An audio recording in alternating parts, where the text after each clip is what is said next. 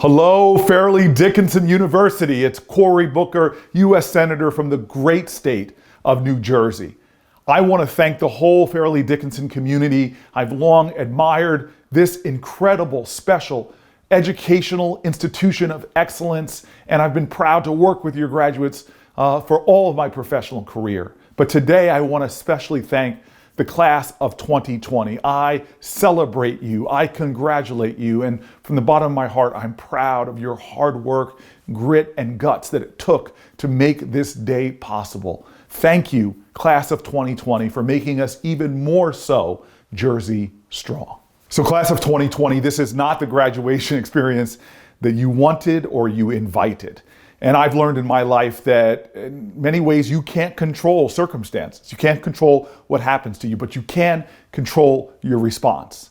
There's a great author named Viktor Frankl who wrote a book about surviving the Holocaust. And he said that the last of the great human freedoms is to choose your attitude in any given set of circumstances. And he says there's always a choice.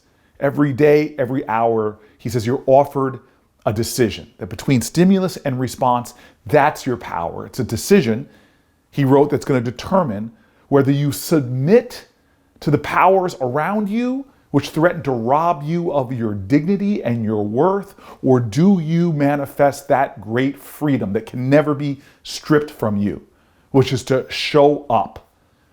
To me, that is a challenge. Life is not about a destination. It's where you are every day, what you're bringing, what spirit do you choose to bring into the world.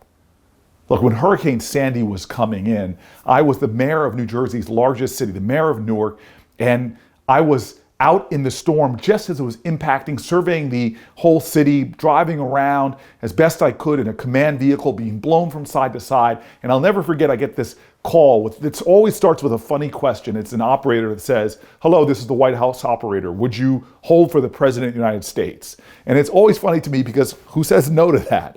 And I go, yes. And next thing you know, I'm talking to Barack Obama, who is checking in on me.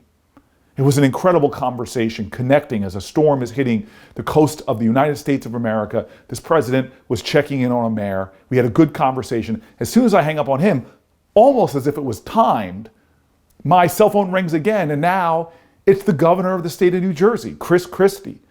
Again, a moment of human contact. He was checking in on me and the city of Newark. We had another good, heartfelt conversation, and as soon as I hung up with him, amazed that I had just talked to the President of the United States and the governor of the state of New Jersey, I'm coming up a hill, and there in the wind and the rain, I see these telephone poles that had come down, live wires, and then I make out a guy standing out there in a yellow slicker with a floodlight waving frantically. I was surprised and almost a little upset that somebody would be out in this storm and not home, and I rolled up on him, rolled down the window, and immediately saw it was an elderly man, and I said to him, "What are you doing out here, sir?" And he looks at me almost bothered by the question. He goes, "There are live telephone wires, live wires all over. I'm here because I'm going to make sure that none of my neighbors or nobody comes along these wires and gets hurt." In that moment, I realized, 15 minutes I had talked to the President of the United States, the governor of the state of New Jersey. Heck, I was the mayor of the city. But the greatest person in that 15 minutes that I talked to was the man on the hill, showing up, standing strong in a storm for others that he didn't even know. He didn't control the circumstances. He didn't control the size and strength of that storm, but he defined a truth that is so powerful that the greatest of all human energies you can show up with, you can choose, is kindness, is decency, and love. And often people think love is sentimentality. No, it's service. Sacrifice. It's being there for others.